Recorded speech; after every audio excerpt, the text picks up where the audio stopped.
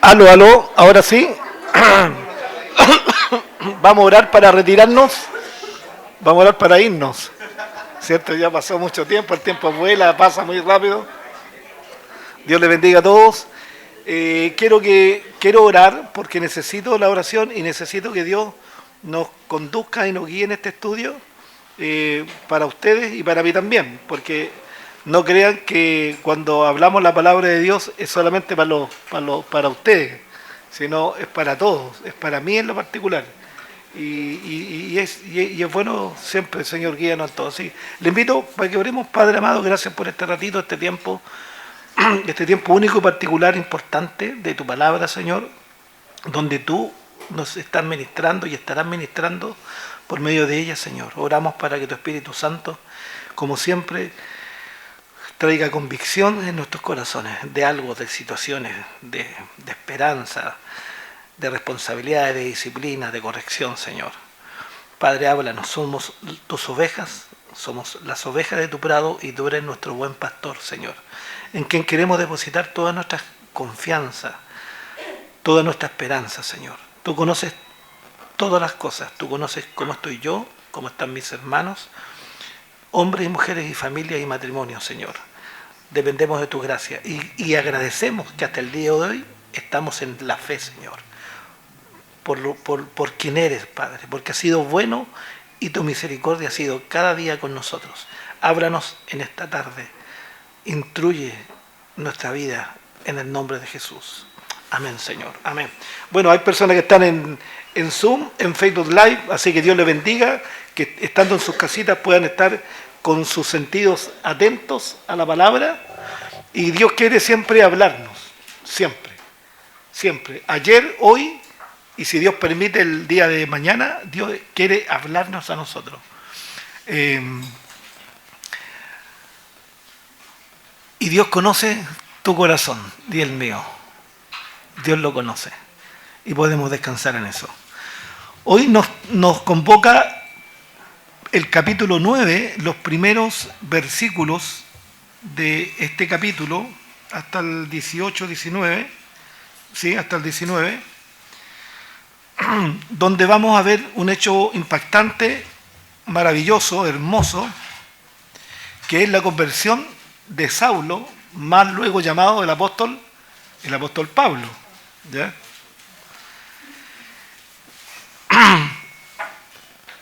¿Y por qué es tan trascendente, digamos, en la historia en la historia bíblica, en la historia de la iglesia? Porque recordemos que hasta hace muy poco, digamos, de los estudios que hemos revisado, este Saulo, ¿cierto?, joven, perseguía a la iglesia y estuvo consintiendo en la muerte del primer mártir de la iglesia. ¿Quién fue? Esteban. Él estaba validando y tenía de hecho las ropas de los que estaban ultrajando y que finalmente terminaron con la vida de este hombre, de este siervo de Dios. Y lo interesante es que con la misma pasión, con el mismo celo que este hombre, Saulo, perseguía a los creyentes, va a tener la misma pasión y celo por la obra de Cristo luego de este evento, de esta conversión. Vamos a ver varios elementos que son muy interesantes. Yo leí varias veces esta parte y esta porción y miraba ¿qué aplicación podría tener esto, qué aplicación podría tener esto otro. Leí como 10 comentarios, esto acá, y cosas que Dios te va trayendo a la mente, a tu corazón, para ver que esta narrativa no sea una narrativa más, no leer, que esto pasó, esto y esto, sino que qué podemos rescatar nosotros, cómo podemos aplicarnos. Porque la palabra de Dios es viva y es eficaz. Es como una espada de doble filo que penetra hasta lo más profundo de tu ser. Y la palabra debemos aplicarla siempre en nuestra vida, en nuestro matrimonio, en nuestra familia, para que podamos vivir la palabra de Dios. Saulo, ¿dónde nació, creen ustedes? En Tamir. Muy bien. Están leyendo, eso es importante. Hay que ir leyendo, anticipándose. Saulo de Tarso nació cerca del año 10 después de Jesucristo. Interesante, o sea, era un hombre joven. Tarso de Cilicia, padres judíos, era de la tribu de Benjamín, igual que el rey Saúl. De su padre heredó el derecho de la ciudadanía romana. Está en Filipenses, ¿cierto? Descrito. Tenía una hermana, tenía una familia que era parte del fariseísmo, es decir, una familia religiosa y apegada a las tradiciones de los judíos.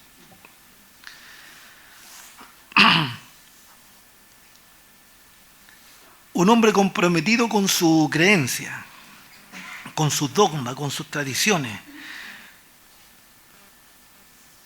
Un hombre que ese amor por sus dogmas y sus tradiciones lo llevó a cometer actos descabellados, inhumanos, por una pasión totalmente desenfrenada y equivocada. Saulo de Tarso se convertirá en el apóstol Pablo y desde la mitad del capítulo 12 hasta el fin del libro la narrativa va a hablar acerca del apóstol Pablo, de sus viajes, de las enseñanzas, de sus historias, de lo que le ocurrió a él. Por lo tanto, en el libro de los Hechos es preponderante la vida de este hombre, la vida del apóstol Pablo. Recordemos también que Pablo escribe más de la mitad de los libros del Nuevo Testamento. La mayoría de la doctrina de la iglesia del Nuevo Testamento es enseñada por el apóstol. Los otros también, sin duda, pero claramente por el apóstol Pablo. Ahora entendamos que, una cosa importante, que la doctrina, y vamos a hacer estudios de una teología en un momento cuando terminemos uno de estos libros, la doctrina no está en un capítulo en particular o en un libro en particular de toda la Biblia. La doctrina está difusa, diseminada. Por eso que es importante leer todo el contexto de la palabra para entender las cosas. Cuando las personas sacan un texto fuera de contexto, se convierte en un pretexto. Y por eso que vemos tanta confusión hoy en día en muchas iglesias y congregaciones que tienen la misma Biblia que usted tiene, pero que enseñan cosas totalmente distintas, fuera de los fundamentos bíblicos. Es porque están sacando de contexto sus enseñanzas. Recuerden ustedes que la Biblia no se escribió ni con capítulos ni con versículos. De hecho, la Biblia tomó su nombre después de mucho tiempo. Eran las Escrituras. Se escribían en papiro y habían personas especializadas, profesionales, que transcribían los manuscritos. Y para entender había que leer el contexto, para entender a cabalidad el propósito de Dios. Entonces el apóstol Pablo va a tomar un lugar importantísimo en este libro, y también importante en toda la narrativa del Nuevo Testamento. Ahora, quiero decir algo, pero primero voy a... Está rico. Los cristianos muchas veces tenemos, y no es malo, admiramos a ciertos personajes de la historia bíblica, ¿cierto? Moisés, Elías. Cuando estudiamos el libro de Josué vemos un gran hombre consecuente, ¿cierto? El acompañante, ¿cómo se llamaba el acompañante de Josué? Caleb, maravilloso, ¿no? ¿Cierto? Fiel, leal. La historia de José, cómo quedamos todos con la historia de José, es una de las historias más hermosas, más maravillosas, tremenda. Y bueno, y así podríamos empezar a buscar un montón de figuras de la palabra de Dios, y dentro de ellos el apóstol Pablo, sin duda alguna. Ahora, y no es malo eso, no es malo tener un cierto grado de cariño, de admiración, gente consecuente, que dio, o la mayoría de ellos dieron su vida por la obra de Dios. Pero debemos aclarar algo. Ellos eran hombres como usted y como yo, con sus defectos y virtudes, con sus luces y sombras, con sus debilidades y fortalezas, que cumplieron un propósito dado por Dios. Pero la figura preponderante, total, máxima, es siempre Jesús. No hay nadie que ni siquiera se le acerque. Y es más, creo que el mismo apóstol Pablo nos diría, es Cristo y solo Cristo. Porque él lo comentó en un momento en la iglesia de Corinto, cuando la iglesia tenía sus preferencias por ciertos líderes. Yo soy de Pablo, yo soy de Cefas, yo soy de Apolos. Y Pablo dice, ¿y quién es Pablo? ¿Quién soy yo? ¿Quién es Cefas? ¿Quién es Apolo? Servidores de Dios. Porque uno siembra y otro riega, pero el que da el crecimiento, ¿quién es? Dios. Entonces nunca perdamos el foco de la realidad.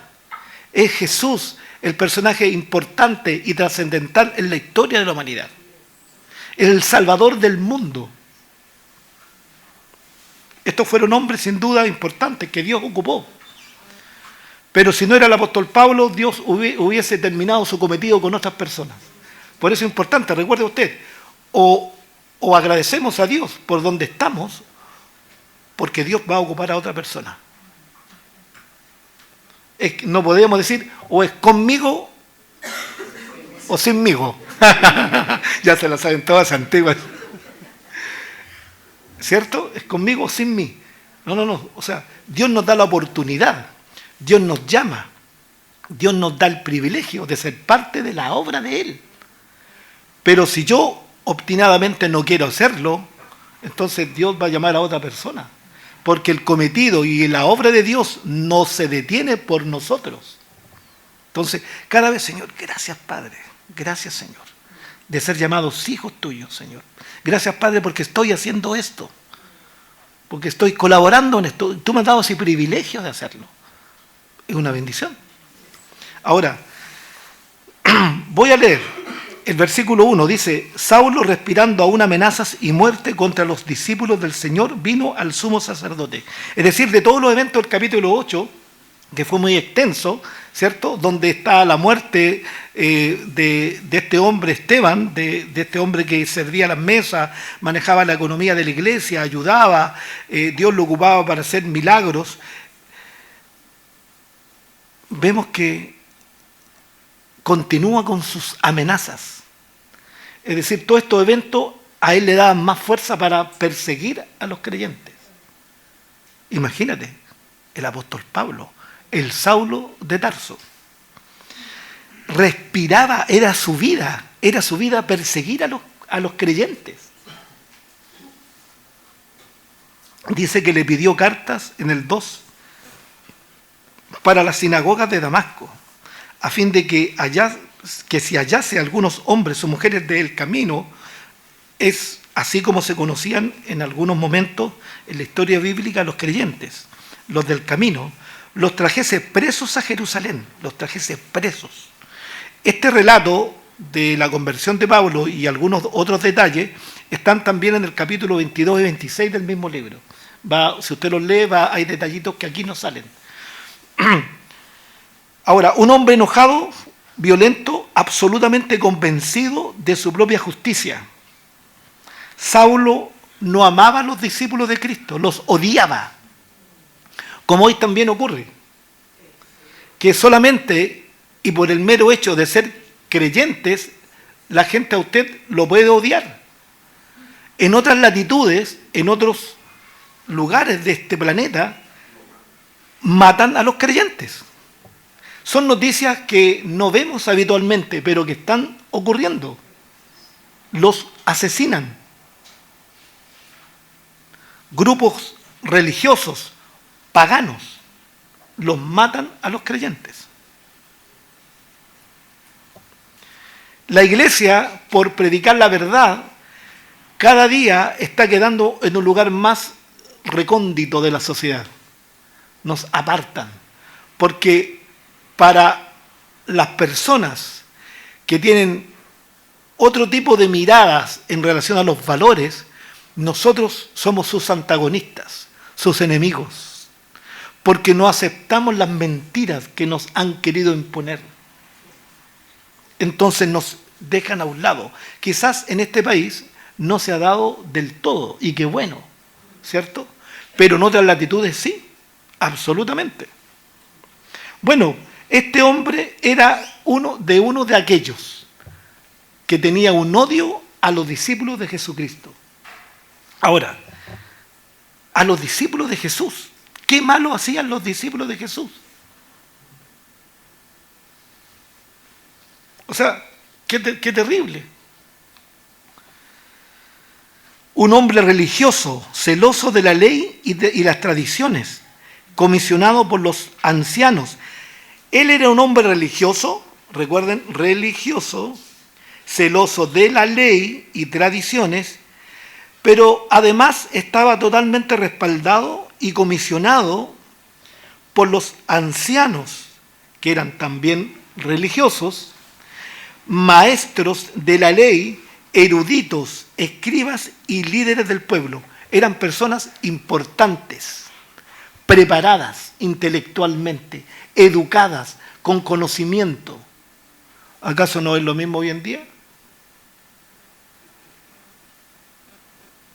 Todas las cantidades de leyes que se generan y se hacen, que vienen propagadas del mundo intelectual y que son contrarias a la verdad y a los principios de la palabra de Dios. Comisionado por los religiosos, por los líderes, por los maestros de ese entonces. Él estaba seguro que lo hacía para Dios. Pablo no tenía ninguna duda. Él estaba convencido de que lo que él hacía, perseguir a los cristianos, llevarlos a prisiones, él lo hacía por Dios y en el nombre de Dios.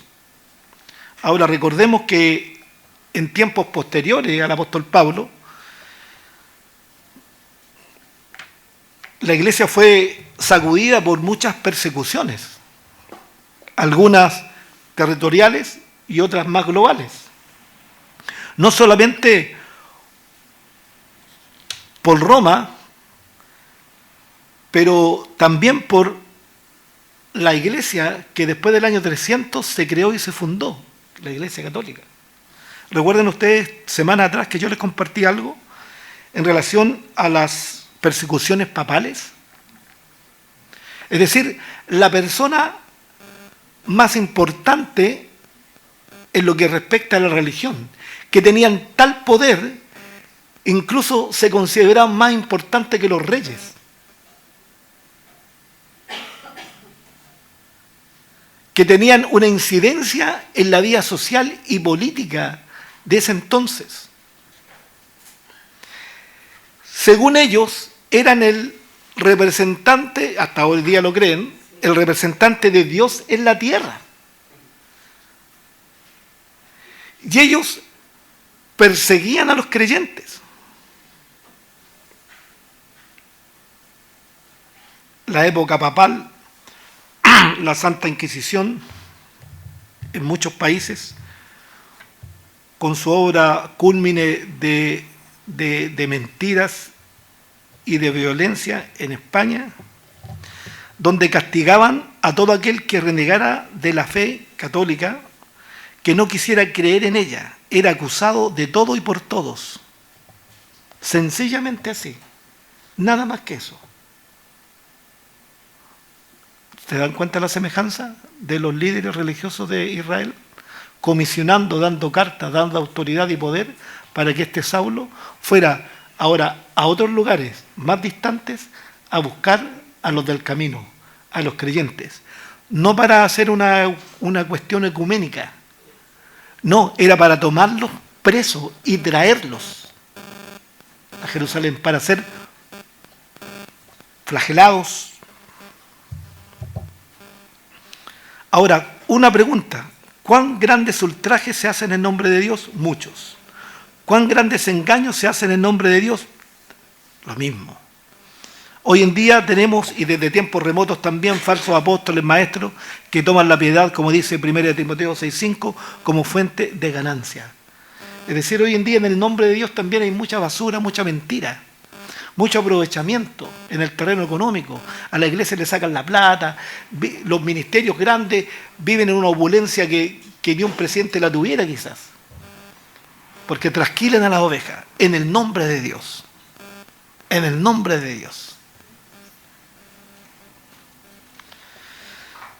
Como lo mencioné antes de este capítulo, la última vez que vimos al apóstol Pablo, o Saulo, en este caso en Hechos 8:3, donde dice que asolaba la iglesia y entrando casa por casa arrastraba a hombres y a mujeres y los entregaba en la cárcel. O sea, ¿de qué estamos hablando? Dice aquí, continuó y se expandió esta persecución a la ciudad de Damasco, que quedaba más o menos como 200 y tantos kilómetros. Es decir, no era menor. O sea, 200 kilómetros usted lo transita a 100 kilómetros por hora en 2 horas, ¿cierto? Así es. En un vehículo a 100 kilómetros por hora. Ahora imagínate, en ese tiempo no tenían ese tipo de movilización. O era a caballo, o era a pie, ¿cierto? Entonces las distancias eran de verdad muy grandes. Pero eso no era impedimento. Él estaba con un celo, respirando amenaza, que donde existiese uno del camino, un creyente, él se iba a preocupar de ir a buscarlo. Qué fuerte.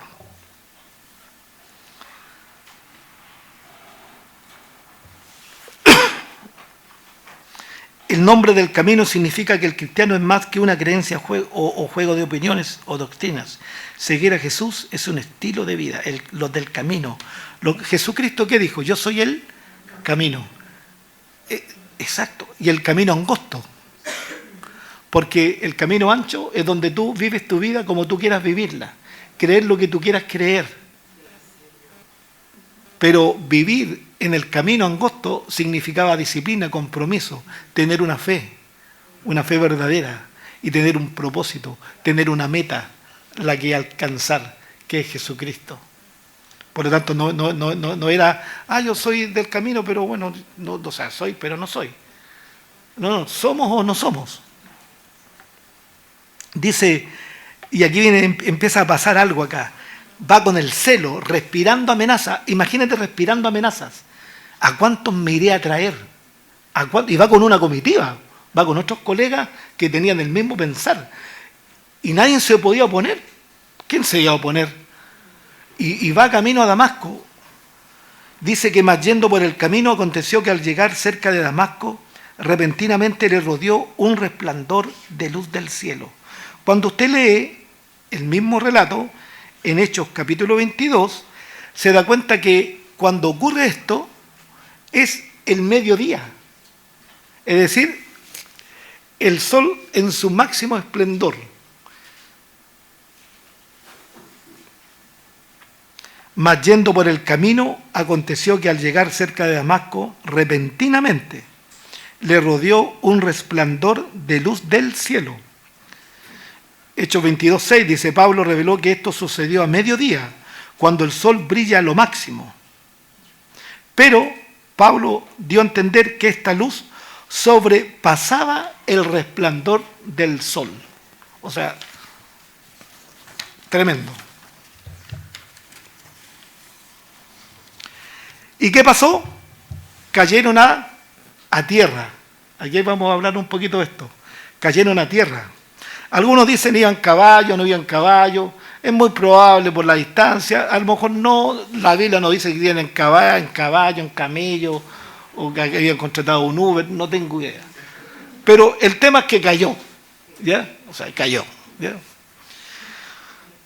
Y cayendo en tierra oyó una voz que le decía, Saulo, Saulo, ¿por qué me persigues? Imagínate el impacto.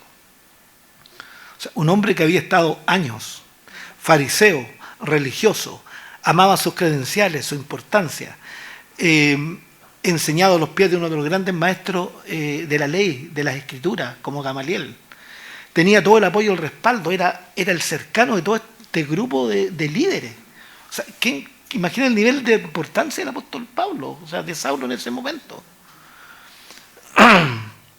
Pero ahora cayó a tierra. Ahora cayó a tierra. Y cuando ocurre esto, dice, escucha una voz, dice, ¿por qué me persigues? Imagínate el shock, el impacto para Saulo. Él dijo, ¿quién eres, Señor? ¿Quién eres? Y le dijo, yo soy Jesús, a quien tú persigues.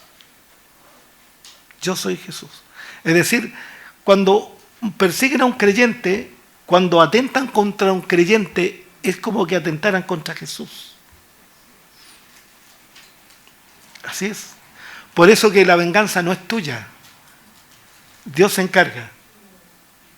Porque fácil sería tomar venganza por nuestras manos, ¿cierto? Pero Dios la toma por nosotros. Y Dios pelea por nosotros. Y Él es justo. Él es justo. Y no pasará, y no pasa, por inocente al que es culpable. Créanme que es así. No pasará por inocente al que es culpable. O al que se cree culpable y se muestra como inocente. Dice, yo soy Jesús a quien tú persigues. Duras cosas de dar cosas contra el aguijón, como una herramientita que hacían para picar a los animales. ¿Te das cuenta? Y cuando tú te estás golpeando y estás tirando la patita y te golpea esa punta, el único que va a perder es la bestia. Entonces le está diciendo, ¿qué estás haciendo, Saulo?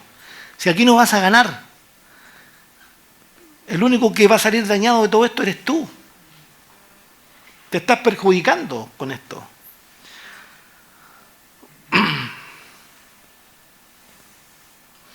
Déjenme leer algunos comentarios que tengo acá. Dice, mientras la luz celestial lo abrumaba, Saulo fue confrontado con la verdadera naturaleza de su crimen. Es decir, la verdadera naturaleza de su crimen era que estaba persiguiendo no al hombre, sino a Jesús. Es decir, a Dios. Estaba queriendo luchar contra Dios y vencerlo. Saulo pensó que estaba sirviendo a Dios por atacar brutalmente a los cristianos, pero descubrió que estaba luchando contra Dios. Ahora, esto ha sido tristemente cierto a lo largo de la historia. A menudo los que están convencidos de que le están haciendo un favor a Dios hacen gran parte de la peor persecución y tortura jamás practicada. Lo que les platicaba. Perseguir a los cristianos. Un cristiano, un nacido de nuevo, dice la Biblia que está encomendado para vivir en buenas obras. Nos dice incluso Dios que debemos amar al enemigo. Me cuesta. Y deseo que eso vaya cambiando en mí. ¿Te das cuenta? Sin duda. Pero no lo puedo lograr si no estoy conectado con Dios. Si el amor de Dios no está fluyendo en mí por medio de su Espíritu. Porque con ese amor divino y ágape, el amor de Dios, yo no puedo amar a mi enemigo. No lo puedo. Porque ¿quién ama al que los castiga, al que le pega, al que los esclaviza? No es fácil, ¿cierto? No es fácil. Pero el amor de Dios es distinto. Y nosotros debemos ser llenos del amor de Dios y pedirle al Señor que nos llene de ese amor.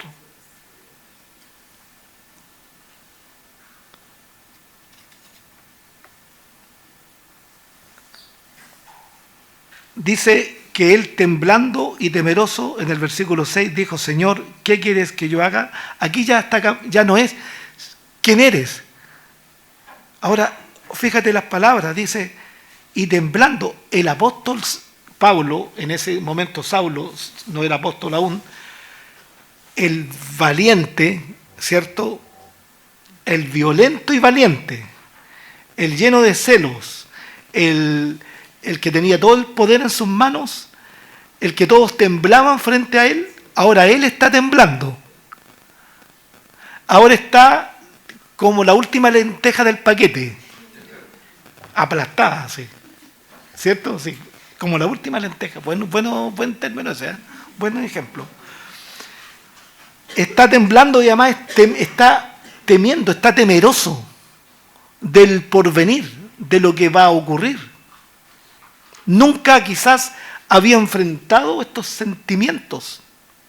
No había estado en una posición donde él tuviera temor y temblor. Ahora sí, porque no está frente a un hombre, está frente a Dios. Y le dice él, Señor, fíjate, ¿qué quieres que yo haga? Imagínate el tema interno. En lo más profundo entendió que esto era cierto, real, y que era Jesús. Señor, ¿qué quieres que yo haga? Y el Señor le dice, levántate, entra en la ciudad y se te dirá lo que debes hacer. Es decir, ahora usted se me va a levantar tranquilito, calladito, y va a entrar a esta ciudad y en un momento yo le voy a decir a usted lo que va a hacer. Interesante. O sea, ¿quién mandaba al apóstol? ¿Quién se enfrentaba a Saulo? Nadie. Y ahora está en una situación mirando el cielo, mirando la tierra, en la tierra, y está escuchando, y las palabras de su boca dicen, ¿qué quieres que yo haga? Y recibe como respuesta, levántese, entre en la ciudad y espere, porque le voy a decir lo que usted va a hacer. O sea, y él ahí, tranquilito. Ahora, no perdamos la esperanza de la renovación de la gracia para la conversión de los mayores pecadores. No perdamos la esperanza de la misericordia perdonadora de Dios para el mayor pecado. Nunca la perdamos. Porque si ustedes me preguntan, este asesino, ¿sí? Saulo era un asesino, era un violento, un hombre cruel. A él le importaba la nada misma ir y sacar de las casas a los hombres y mujeres. O sea, imagínate matrimonios con hijos, él los tomaba y se los llevaba. Él era un tipo que no tenía ninguna misericordia, ninguna.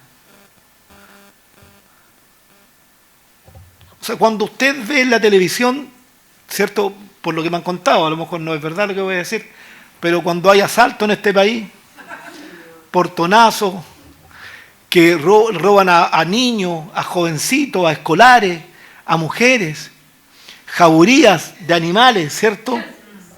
Y cuando la gente lo empieza a golpear, rara vez los agarran, los toman, los desnudan, los amarran a un poste. Dígame que a usted no le da gana estar ahí y pegarle. No me lo diga acá, no, ¿para qué vamos? Ya. Ustedes dicen, no, pero es que yo no soy santo, soy tan... A mí me darían ganas de poner un puntete en la cabeza, reventarle la cabeza. Sí. Algunas veces lo pienso, sí. Yo sé que no es lo correcto. Pero si usted ve a su hijo que lo asaltaron, ¿qué va a hacer usted? ¿Lo va a invitar a tomar once? ¿Lo va a ir a felicitar? No creo. O sea, si yo me equivoco, me lo dice. Dan ganas porque somos humanos. Porque nos da lata, pena, frustración que hieran a un semejante inocente, que hieran a tu padre, a tu madre, a tu hijo, a tu hermana, que le roben lo que con tanto esfuerzo ha logrado y que en un momento violenten su vida. O sea, el apóstol o el Saulo de ahora, que estamos revisando, o sea, era digno de haberlo agarrado y ser tan violento como él lo fue. Claro. ¿Se acuerdan que en el Antiguo Testamento cuando hablaba de ojo por ojo y...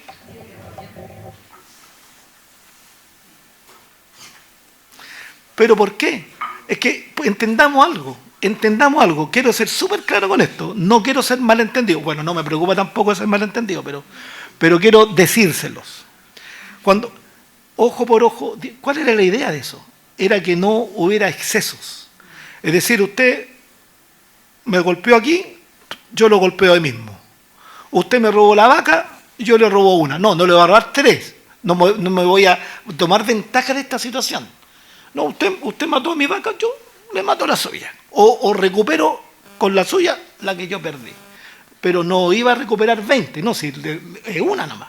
Eran términos de justicia, de equitativo. ¿Te das cuenta? Pero Dios lo permitió. Dios lo permitió. Así era. Ahora, cuando tú cometías un acto sin querer, ¿cierto?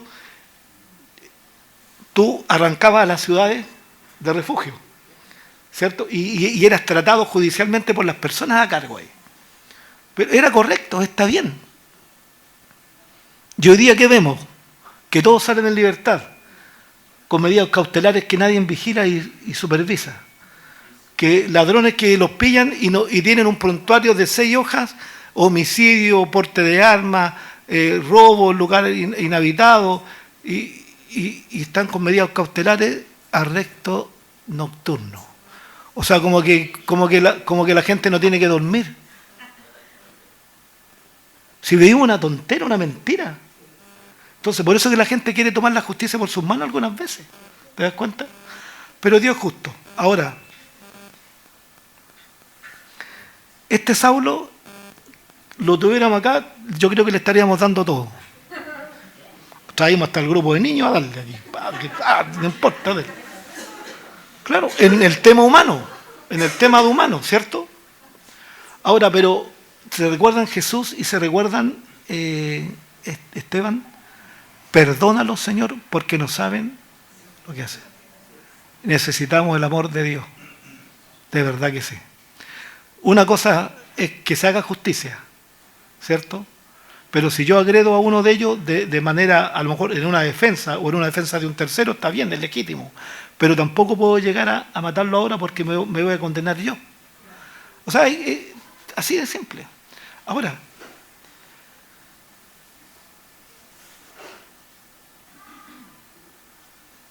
pero, como lo dije anteriormente, Dios no pasará por inocente al que es culpable. Porque la gente habla del amor de Dios, pero tampoco habla del Dios justo. Y todos estos malvados pagarán un día en un lago de fuego eternamente, donde van a estar sufriendo y van a sufrir toda la eternidad, minuto tras minuto, hora tras hora, día tras día, año tras año. Porque Dios es así, Dios nos deja pasar las cosas, Dios nos olvida de las cosas. Porque alguien dice, lo típico, yo he escuchado en distintas partes, la gente dice, no, aquí todo se paga en este mundo. Mira, hay cosas que no se pagan en este mundo, pero sí o sí las vas a pagar después. Porque mucha gente mala y perversa ha vivido toda su vida, ¿cierto? Malos, perversos, y han muerto y nunca nadie los castigó. Nunca. Pero de la justicia de Dios no te vas a librar. Esa es la tranquilidad que uno tiene, te das cuenta, Dios es justo. Ahora, pero vemos que este asesino violento, malvado, tuvo un encuentro con Dios. Y ya está en su interior cambiando. Cae a tierra. Su soberbia se fue al suelo, su orgullo. Y nuestra soberbia debe quedar siempre ahí, en el suelo, como el hijo pródigo que se dio cuenta de su mal obrar y de lo que tenía en su casa con su padre, solamente cuando estaba comiendo la comida de los cerdos. Antes no. La estaba pasando, pero de miedo. La hacía todas. Tengo plata. Y quedó sin nada. Y ahí vino la reflexión. Algunas veces Dios permite que lleguemos al suelo, que nos peguemos el porrazo para que aprendamos. Porque no hay forma, muchas veces, de aprender si no es con besando la tierra. Porque la única cosa que podemos hacer luego de eso es levantar la cabeza y mirar arriba. Es la única. Y este Saulo, el orgulloso, el que amaba sus credenciales, de la tribu de Benjamín, fariseo de fariseos, celoso de la ley, ahora está ahí besando la tierra, y cuando se levanta dice: Señor, ¿qué quieres que haga? La gracia de Dios es sorprendente, porque de los más viles puede transformarlos en instrumentos de su amor. Entonces, cuando tú tienes un hijo, tienes un esposo, tienes una esposa, que no es buen hijo, no es buen esposo, no es buena esposa, no ha sido buen padre o buena madre, buen hermano, y está haciendo cosas que no son, y avergüenza a los papás, y avergüenza a sus hermanos, le trae dolor a sus hijos, aún hay esperanza para ellos. Aún hay esperanza para ellos. Absolutamente, absolutamente. Debemos encomendarlos al Señor y a su gracia y orar por ellos. Mira, hay cosas que tú puedes controlar. Entonces tú te preocupas y te ocupas, ¿cierto? ¿Estamos? Pero hay cosas que tú no puedes controlar. No están en tus manos. No está en tus manos. O sea, lo que yo haga no va a cambiar esto. Entonces, deja las cosas al Señor. Deja las cosas a Dios. Y oremos para que ese hermano, papá, esposa, esposo, hijo, en un momento esté como el hijo pródigo. A lo mejor en lo último, pero que estando en lo último pueda mirar y decir, mirar al Salvador y decirle, Señor, perdóname. Claro que sí. Algunas veces, y me acuerdo de la película que vimos un día acá en la capilla, Mensaje de Salvación, los papás muchas veces protegemos tanto a nuestros hijos que le hacemos un daño. Nunca aprenden, tienen 30, 40 años y no aprenden, nunca han madurado, porque los papás le han dado todo hasta esas alturas de la vida, pero siempre lo han cobijado y nunca lo han disciplinado y corregido. Entonces, ¿qué pasa? Ahí están. Pero cuando tú los dejas, hay un momento que uno tiene que dejarlo. Si te hay que equivocar, equivócate. Yo te dije esto, te enseñé esto, te di el ejemplo, ahora usted tiene responsabilidades que hacer y que cumplir. Tenemos a nuestros hijos como en una burbuja.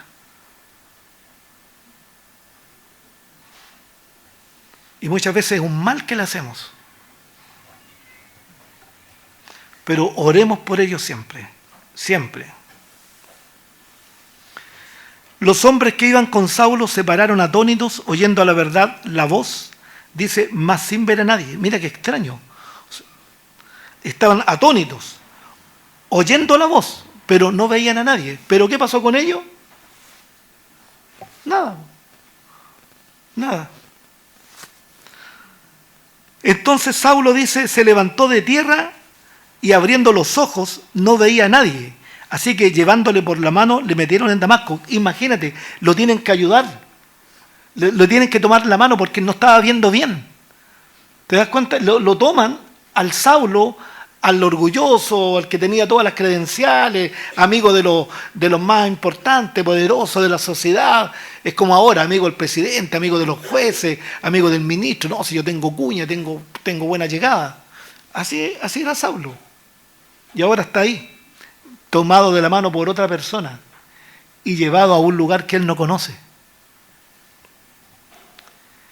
Y llevándole por la mano, le metieron en Damasco, donde estuvo ¿cuántos días? 3 días, pero algo particular, sin ver y no comió ni bebió. Un ayuno total. 3 días, mira, 3. Parece que Saulo estaba tan conmovido por la experiencia que no pudo comer ni beber por 3 días. Todo lo que Saulo podía hacer fue simplemente sentarse en un silencio ciego. Esta fue una experiencia humillante y un tiempo en que Saulo debió haber desafiado todas sus ideas previas acerca de quién era Dios y qué le agradaba.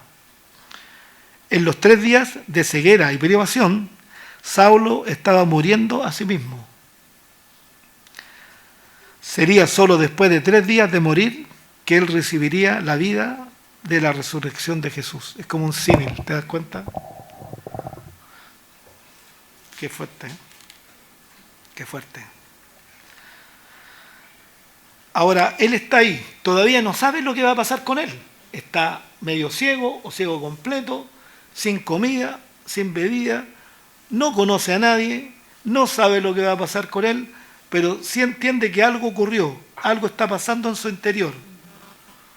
Ahora dice el versículo 10, y aquí se pone una cosa muy interesante, dice, había entonces en Damasco, mira, había en Damasco un discípulo llamado Ananías.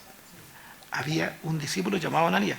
Cuando tú lees Hechos 22 también, te das cuenta que este Ananías era un hombre con una muy buena reputación. Los hermanos lo conocían, ¿te das cuenta? Pero este discípulo llamado Ananías, a quien el Señor le dice en visión, Ananías está tranquilo, está calmado. Recuerda, Saulo estaba llegando a la ciudad de Damasco para tomarlos presos, y lo más probable es que uno de ellos haya sido Ananías. Sus hermanos, quizás sus padres, sus amigos. Y vamos a ver que Saulo era muy reconocido y conocido. Entonces, en una visión, el Señor le habla a Ananías y él le responde, heme aquí. Mira qué lindo. Señor, aquí estoy, heme aquí. Y el Señor, ¿qué le dice a Ananías? Levántate y ve a la calle que se llama Derecha. La derecha, importante. Dice acá. Y busca, estoy leyendo, acá yo estoy leyendo lo que dice acá nomás, pues no interpreto lo que dice. Y ve a la calle que se llama Derecha y busca en casa de Judas a uno llamado Saulo. Fíjate los detalles. Mira, específico, porque vamos a sacar una lección de esto. Dice, y ve a la calle que se llama Derecha y busca la dirección clara y busca en casa de ¿quién? De Judas. A un hombre llamado Saulo. Porque he aquí él, ¿cómo dice la última parte? El apóstol Pablo, en este momento Saulo, ¿qué está haciendo? Está orando. Pero no es primera vez que Pablo o que Saulo, me gusta porque siempre Pablo sabe él mismo en todo caso, pero Saulo acá, seguro que oró muchas veces. Pero ¿cómo oraban los fariseos? Les gustaba el orar en las calles, les gustaba su justicia propia, personal, que todos vieran, qué hombre más espiritual. ¿No? Y ponían hasta cara de espiritual, yo creo. Una cara como melancólica, cuando habla el Papa, así cuando los mira ahí. Como que al Papa no le duele nada, no se enferma, no sé, está siempre. Y la paz mundial. Puras cosas retóricas, nunca lo he escuchado hablar del arrepentimiento, de dejar el adulterio, la fornicación, el robo, que hay que amar, que hacer buenas obras, que buscar a Dios en oración, en la palabra. No, jamás. La paz mundial, nada más que eso. Qué terrible. El falso profeta del anticristo. Dice, oraba. Oraciones como el que estaba orando en el templo, ¿se acuerdan? Señor, hago esto, Señor, hago esto otro, di el diezmo, ayuno tantas veces, cumplo con todo el rigor de la ley. Era la vida del fariseo, presentarse a los demás como un hombre justo. La oración de Pablo quizás, o de Saulo, haya sido de ese calibre. Pero ahora su oración seguro que era distinta. Era distinta. Dice, y ha visto en visión a un varón llamado Ananías. Todavía está centrado esto en Ananías, en la visión que él tuvo y en la respuesta que él le está dando. Dios le dice, ya Ananías, pon atención, tienes que ir a la calle derecha, a la casa de Judas. El nombre de la persona que tienes que ir a ver es Saulo. Y fíjate que él está orando. O sea, ¿qué más claridad de dónde va a ir y con quién va a estar? Y además le dice algo muy particular, ¿eh?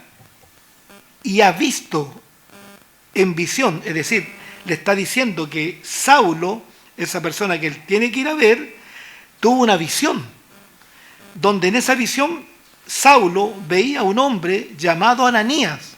Mira la relación. que entra y le pone las manos, no para ir a golpearlo, ¿cierto? Lo más probable es que ganas no le faltaron. Y le pone las manos encima, ¿viste? Le puso las manos encima. Cuando dice pone las manos encima, no va. No, aquí era de otra manera. Para que recobre la vista. Interesante, ¿eh? La calle se llama derecha, una casa específica, la casa de Judas. Un hombre específico, uno llamado Saulo de Tarso. Una cosa específica que está haciendo él, que él estaba orando. Le dice que Saulo había tenido una visión acerca del mismo y que sabía que se llamaba Ananías y sabía que tenía que ir y colocarle las manos e iba a recobrar la vista. Wow. O sea, una confirmación plena y total y cabal y en detalle de lo que Ananías tenía que hacer. Ahora, ¿por qué creen ustedes que fue tan específico el Señor? Por lo que vamos a leer.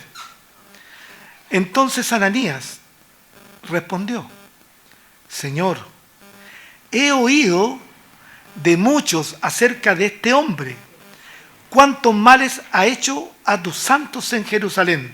Es decir, todas estas noticias estaban en conocimiento de estas personas de Damasco, a pesar que estaba a más de 200 kilómetros de distancia, pero las comarcas y los lugares vecinos ya sabían de las andanzas violentas de este hombre llamado Saulo, y que tomaba a las personas, los arrastraba y se los llevaba detenidos y presos a Jerusalén para ser juzgados. Entonces, imagínate tú, si estás en la misma situación de Ananías y llega alguien que ha sido tan violento como este hombre, un asesino cruel, y Dios te dice en sueño o en una visión que tienes que ir a verlo. Uno dice, ¿y por qué yo? ¿No puede ir alguien más? ¿O un grupo de personas? Solamente Ananías. Y Ananías le está respondiendo. Cuando escuché un estudio de esto también, me gustó lo que dijo el maestro, que me ocasionó risa, claro, porque uno dice, ¿acaso el Señor no sabía todo esto? Que Ananías tuvo que decirle, Señor, hemos oído que este hombre ha hecho muchos males a tus santos en Jerusalén.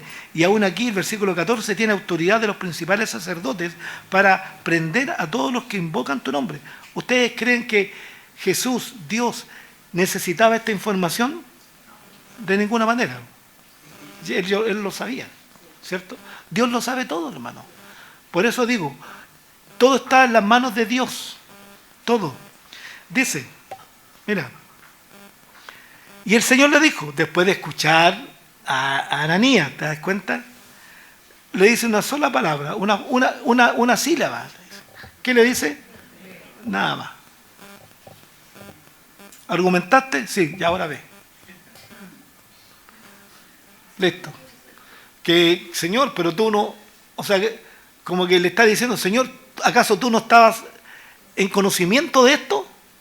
Nadie te comentó, nadie te dijo acerca de quién es este hombre, que yo tengo que ir. Y lo escuchó, pero ve. Pero ve por qué. Porque instrumento escogido me es este, es decir, Saulo, con un fin. ¿Cuál era el propósito del ministerio? Para llevar mi nombre en presencia de ¿quién? De los gentiles. ¿Quién eran los gentiles? Los no judíos. No que eran gentil, amables, no. Se les denominaba de esa forma. Y después, ¿qué dice? Y de los reyes. Y al final, de los hijos de Israel. ¿Qué apóstol se dedicó exclusivamente a la predicación a los judíos? Pedro. Y el apóstol Pablo se dedicó exclusivamente a... Por eso se le conoce como el apóstol de los gentiles. Ahora, ojo, pero aquí está dándole un orden. Le dice gentiles, reyes, personas, figura importante, ¿cierto? Y al final, ¿quién es? Al final los judíos, al final. Ahora, porque yo le mostraré cuánto le es necesario padecer por mi nombre. Y esto nos vamos a detener acá. Fíjense muy bien en esto. Recuerden, los gentiles, reyes y los hijos de Israel.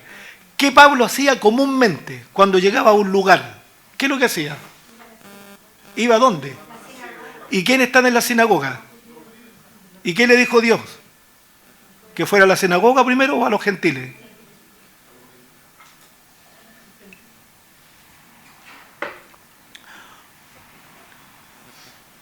¿Con quiénes tuvo más problemas Pablo o Saulo?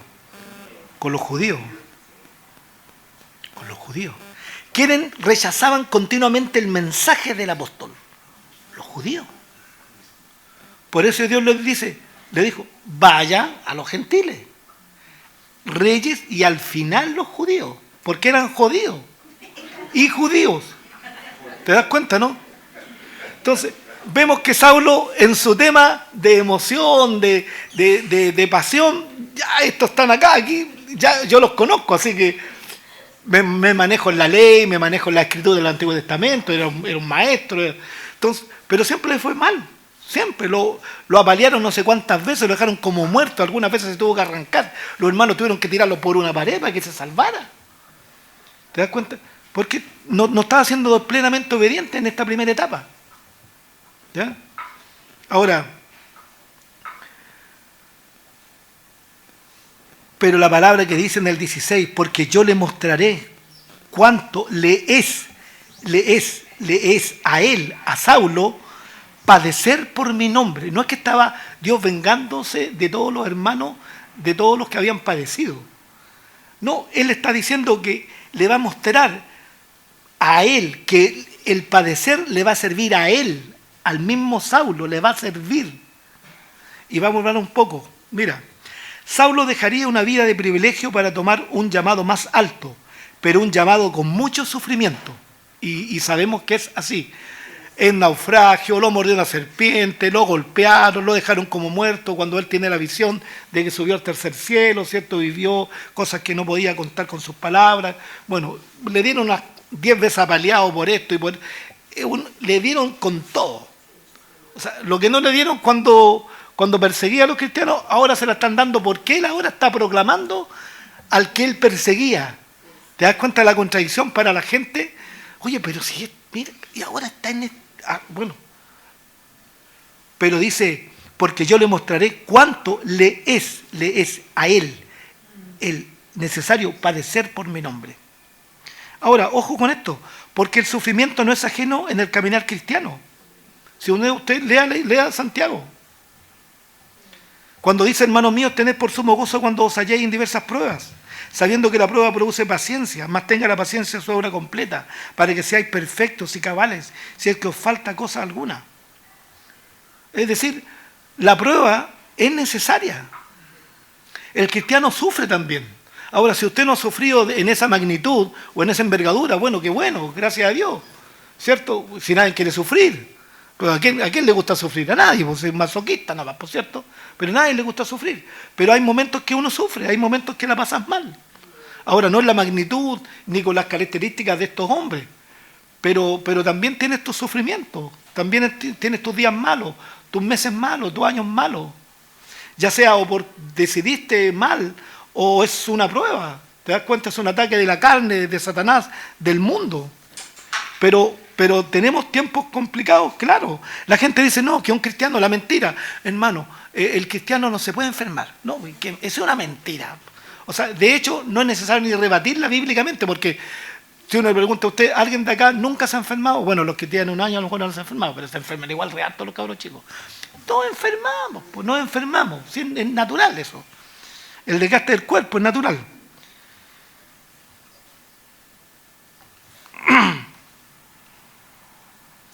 Cuando uno ve el Antiguo Testamento, ¿qué dice Hebreos 11? ¿Lo han leído? Cuando habla de los mártires de la fe, ¿qué fueron? Pasaron hambre, aserrados, cortados, violentados. Los apóstoles, la mayoría, salvo Juan, murió de una muerte cruenta, tirados del pináculo del templo, crucificados, apaleados, golpeados, estirados. Los millones de cristianos de los primeros siglos, ¿cómo murieron de manera violenta y cruel? Estirados por animales, crucificados, quemados, violentados de una manera que usted no se puede imaginar. El mismo Jesús, el Hijo de Dios, el Dios de este mundo, él, ¿qué es lo que habla Isaías 53? ¿Qué iba a pasar con él? Molido por nuestros pecados. Él sabía lo que iba a pasar. pero lo pasó. Entonces, es una falacia, una mentira. Bonita la palabra, me gustó. La escuché, no entiendo lo que se trata, pero me gustó. Es una falacia. Cuando dice, no, es que el cristiano no puede sufrir. O sea, que todo lo que hemos hablado, todo lo que revisamos en la Biblia, eso no ocurrió. O sea, la Santa Inquisición no ocurrió. Las persecuciones papales romanas no ocurrieron. Las persecuciones paganas tampoco. O sea, esa gente hizo un show. Los que murieron en el circo romano. Bueno. Pero es que Dios está conmigo. Sí, Dios estuvo con Jesús y estaba muriendo en la cruz. Dios estaba mirando a Esteban cuando lo estaban lapidando. Nos puede pasar eso. Nos puede pasar eso. Ahora te digo algo. Si Dios tiene un propósito contigo, ese propósito va a ser terminado. Pero no esperes que sea solamente un camino de flores, porque el apóstol Pablo terminó su carrera y él lo dijo: estoy listo para ser sacrificado, estoy listo para partir, pero sé que me espera la corona de vida. Pero todo lo que sufrió no se lo quita a nadie. ¿Te das cuenta? Eso es. No importa lo que tengamos que sufrir, si hay que sufrir. Lo importante es que terminemos en Cristo. Porque si me cortan un pie y la cabeza, los 3 dedos, bueno, me va a doler y voy a... ¡Qué tremendo ya! Si nadie se va a gozar de eso. Pero sé que eso va a durar un rato y luego voy a estar con Cristo. Ese es el punto. Porque dice, el que me ama, ¿cierto? El que me ama, su vida perderá por mí. O sea, el que quiere ganar su vida, la puede perder. Entonces uno tiene que ser sensato. No quiere decir que usted vaya ahí y diga: soy cristiano, golpéenme. No se trata de eso. Pero si nos toca pasar ese momento, hay que hacerlo con gozo y de sentirnos dignos, porque nuestro Señor Jesucristo pasó todas estas cosas por nosotros. Y Él era sin pecado, justo, y nosotros somos todo lo contrario. Todo lo contrario, de verdad que sí. Quizás usted ya ha sido probado. Quizás está viviendo la prueba hoy, estas semanas, estos días, estos meses. Está siendo probado como el oro en el crisol, para probar de qué está hecho, la raíz, para probar su fe. ¿Ya? Pero si no son ninguna de las anteriores, es decir, que no ha sido probado, ni está siendo probado hoy, yo le aseguro que en el futuro cercano o lejano será probado. Se lo doy firmado. Y es bueno que ocurra, porque Dios a través de estos tiempos nos enseña a depender de Él, no de nuestro diploma, de nuestras amistades, a depender de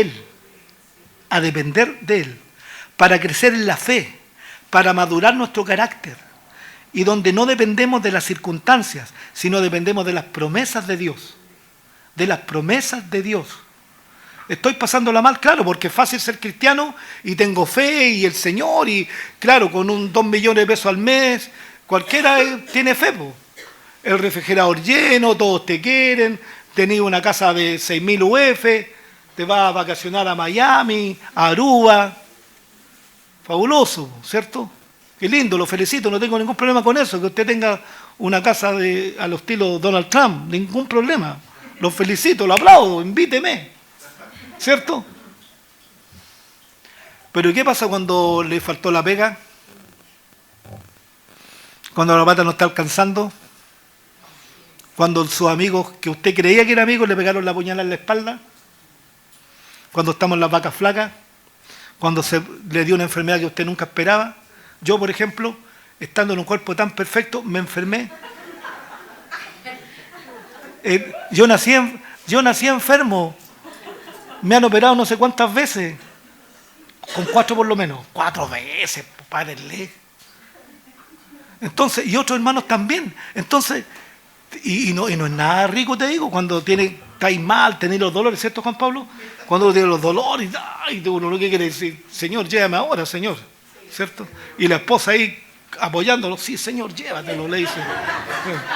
Sí, Señor. Bueno, ahí, ¿y cómo está nuestra fe ahí? ya no vengo más a la iglesia, ya no... No, es el momento donde más debe estar en comunión, donde más debe estar en los brazos de Cristo. Señor, no veo nada, veo todo oscuro, pero estoy en el valle de sombra y de muerte, pero tú aderezas mesas delante de mis angustiadores. Tu callado me fortalece, me afirma, y Señor, voy a salir de esto victorioso, porque Romanos 8:31 que dice que todas las cosas los que aman a Dios redundan para bien. Dios siempre tiene un propósito. Pero debemos decir, Señor, no cuestionar, no, Señor, ¿qué propósito tienes tú con este tiempo que estoy viviendo?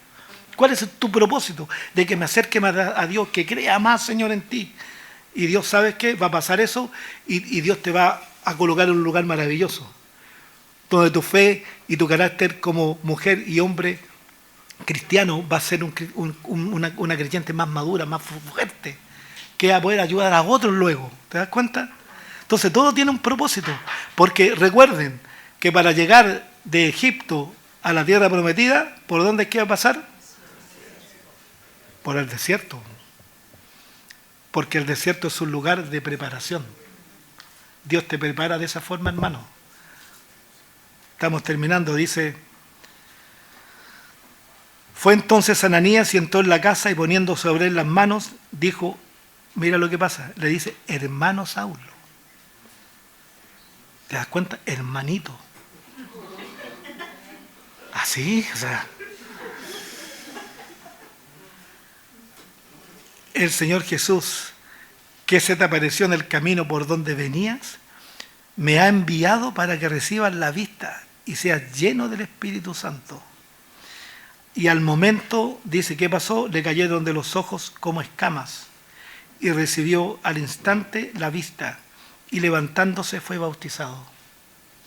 Y habiendo tomado aliento, recobró fuerzas y estuvo Saulo por algunos días con los discípulos que estaban en Damasco. Entonces, un hombre humilde, sencillo, desconocido, ¿qué hace? Obedece a Dios, va a este hombre violento, cruel, y Dios permite que sea el instrumento para que el apóstol, el futuro apóstol, recobre la vista, reciba el Espíritu Santo, tome alimento y recobre sus fuerzas. ¿Para qué? Para continuar el camino que Dios le había mostrado. Ir a los reyes, a los gentiles, los reyes y los judíos. Y además para que entendieran que iba a padecer por su nombre. Así es. Entonces, ¿Dios nos ha rescatado? Sí. Dios te está rescatando a ti y a mí cada día. De la carne del mundo, de la obra de las tinieblas. ¿Qué debemos hacer? Entonces recobremos fuerzas con el alimento espiritual de la palabra, bebamos el agua del Espíritu y continuemos nuestra meta hacia el cielo. Ese es nuestro caminar, de verdad. No nos sorprendamos cuando estemos mal. Seamos consecuentes.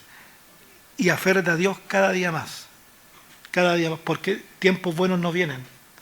Y Satanás, la carne y este mundo nos propondrán una lucha sin cuartel en tus emociones y en tu vida familiar. Pero si usted cree en Cristo y recobra fuerzas con el alimento de la palabra, una vida espiritual, seremos más que vencedores. Oremos. Padre amado, gracias te damos por este tiempo único, maravilloso de tu palabra, que a mí en lo particular me llega, me anima a tomar fuerza, Señor, a tomar este alimento de la palabra, a beber del agua del Espíritu, Señor, ser lleno de tu Espíritu para continuar caminando hacia nuestra meta. Caminar, Señor, hacia el destino que tú nos has puesto, Señor, que es estar contigo en la casa de nuestro Padre. Que las vicisitudes de este mundo, de la vida, las circunstancias adversas, los problemas, los obstáculos, Señor, no sean impedimento alguno para nuestra fe. Que en esos momentos difíciles, duros, Señor, esos días oscuros que tendremos que transitar, Señor, esos días nos aferremos a ti, Señor, con la armadura, Señor, que nos enseña en el libro de Efesios, esa palabra maravillosa, con el yelmo de la salvación, con el escudo de la fe, Señor, con la coraza de justicia, Señor, con el calzado del apresto del Evangelio, el cinturón de la verdad. Padre amado, Gracias, Señor, porque confiando en ti y creyendo en ti, somos más que vencedores. Gracias, Padre, tu bendición sobre todos. En el nombre de Jesús. Amén y amén. Dios le bendiga a todos.